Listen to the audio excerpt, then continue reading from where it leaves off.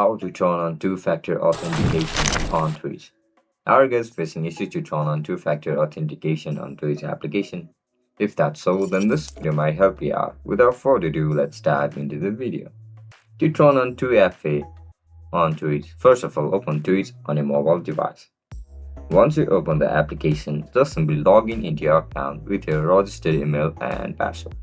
As soon as you get logged in, look at the top left corner of your screen where you can see this option for a setting icon. Tap on it.